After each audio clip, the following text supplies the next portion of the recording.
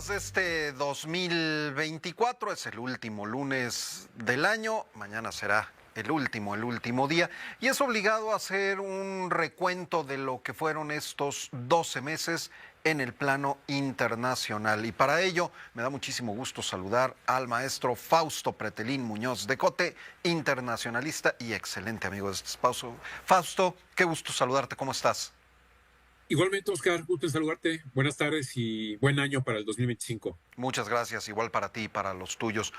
¿Qué es lo que más te llama la atención de este 2024? ¿Qué fue lo más relevante, el personaje que tú hayas considerado que fue el que más destacó para bien o para mal en el año que se termina? Bueno, mira, yo creo que no deja de llamar la atención y de sorprender la victoria de Donald Trump en las elecciones en Estados Unidos.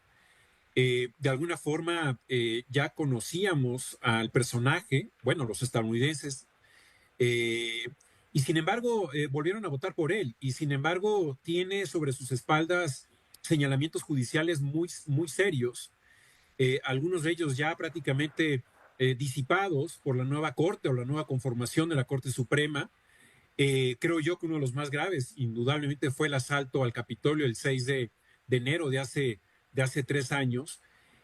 Sin embargo, se logró, ¿no? Se logró colar, hay que decirlo también, en una campaña muy desafortunada por parte de los demócratas, en donde el presidente Biden fue desapareciendo, su imagen fue erosionándose paulatinamente o súbitamente, y la transición hacia Kamala Harris, pues no prendió, ¿no? En esta campaña electoral allá en Estados Unidos. Pero sin lugar a dudas, el personaje que lo acompaña, que es Elon Musk, puede resultar hasta cierto punto más peligroso que el propio Donald Trump por la enorme influencia que tiene en estos momentos, que sin embargo, que pese a que no ha llegado a la Casa Blanca, ya está teniendo roces con gobiernos como el de Alemania, que no es poca cosa. Entonces yo diría que es un personaje importante. También una figura que prevaleció a lo largo de este año fue el de Netanyahu, Benjamin Netanyahu, el primer ministro israelí, prácticamente un gobierno más teocrático que democrático, más conservador que progresista, por supuesto, y más nacionalista que un gobierno que comprendiera lo que está ocurriendo en la Franja de Gaza por la enorme cantidad de muertos, sin lugar a dudas. También Netanyahu se convierte en una figura del 2024, y creo que estos dos personajes, tanto Donald Trump como Netanyahu, pues se llevan las portadas de los periódicos junto, indudablemente, la guerra en Ucrania, que fueron los tres epicentros, diría yo, que robaron cámara a lo largo del 2024.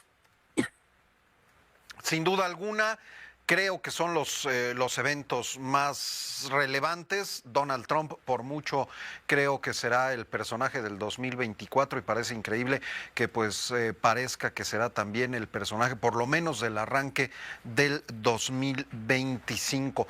¿Cómo ves precisamente el año que está por empezar en el plano internacional?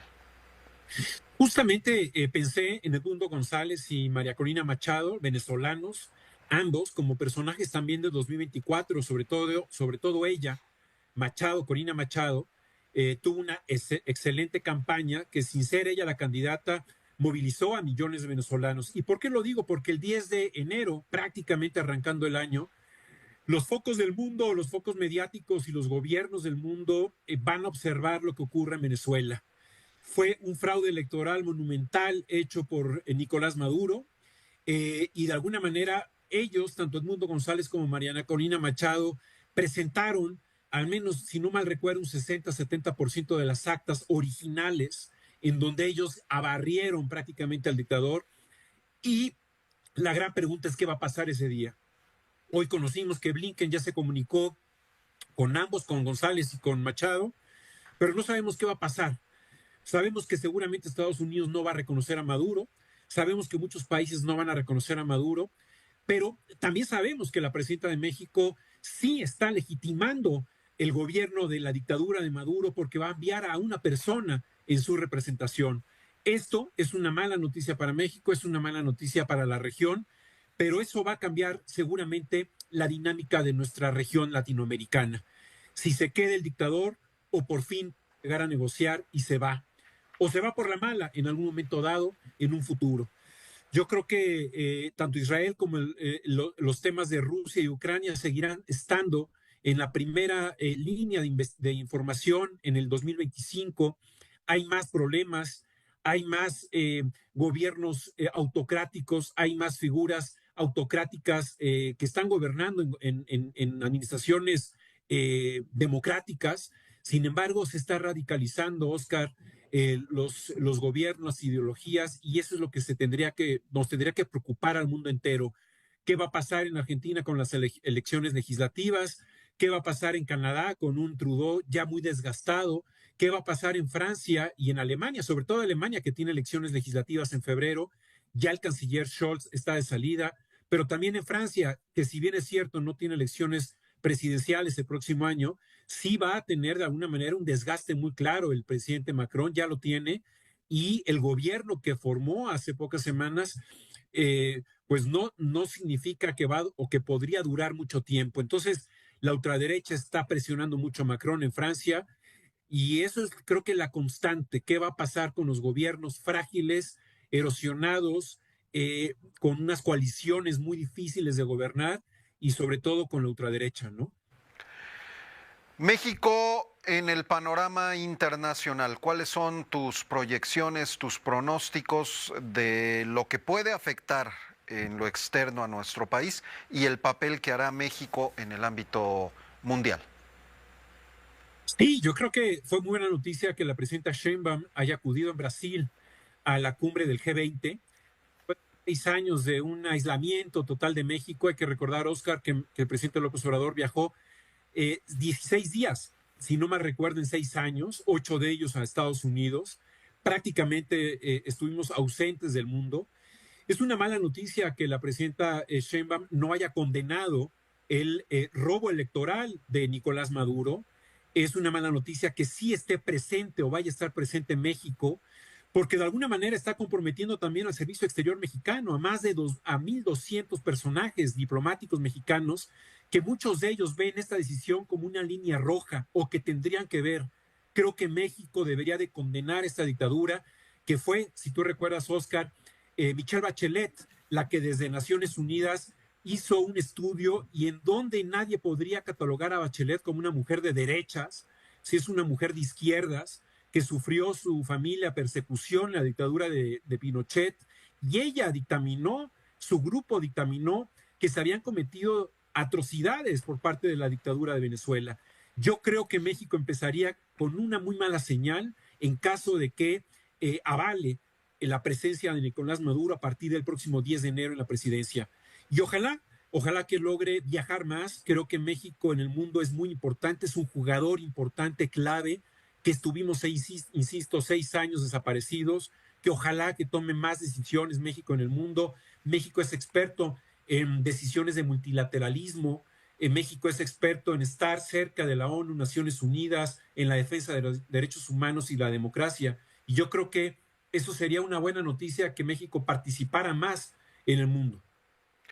Excelentes tus pronósticos, tu análisis. Yo no quisiera despedir esta participación del lunes, tu colaboración, sin preguntarte, fuera de guión, y me disculpo por eso, tu opinión acerca de Jimmy Carter. Ya Armando Guzmán nos regaló una semblanza muy completa, pero pues qué mejor que teniéndote a ti en este espacio, que también nos des tu punto de vista. ¿Cómo calificarías al expresidente de los Estados Unidos, Jimmy Carter?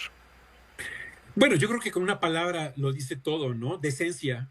Hoy en la política los decentes no están presentes prácticamente en ninguna parte del mundo, tristemente, o es un segmento reducido quizás. No quiero exteriorizar o generalizar, ¿no?, mi juicio, pero de alguna manera él fue un personaje decente, observó a Latinoamérica, dejó y regresó a Panamá, el canal, entendía muy bien que se iba a llevar un gran enemigo en la región si no hubiera regresado al canal. Entendió perfectamente muy bien apoyar las elecciones libres en Nicaragua, justamente cuando el Frente de Liberación Nacional con Daniel Ortega tenía muchas ganas de mostrar un perfil democrático. Y fíjate, hoy, 2024, tu esposa y él son verdaderamente unos canallas, unos traidores de la democracia, y son unos dictadores allá en Nicaragua. Entonces yo creo que Carter, el gran legado es la decencia, el respeto a los derechos humanos. Entendió Carter que Estados Unidos estaba también cometiendo violaciones a los derechos humanos y su apuesta fue por ello. Yo creo que el respeto a la democracia y a los derechos humanos hoy en la figura de Donald Trump está totalmente cuestionada y también la figura de Estados Unidos como una democracia amplia. Creo que ese es el gran legado de Carter y ya después de que muere, pues lo vamos a extrañar mucho, sin lugar a dudas. Fausto Pretelín, un gusto como siempre contar con tu colaboración. Muchas gracias y un muy feliz año. Igualmente a ti, Oscar, y a todo el equipo de producción de Radio Fórmula y este espacio que es muy valioso, el de Pepe Cárdenas y ustedes. Hasta pronto. Muchísimas gracias. Abrazo enorme.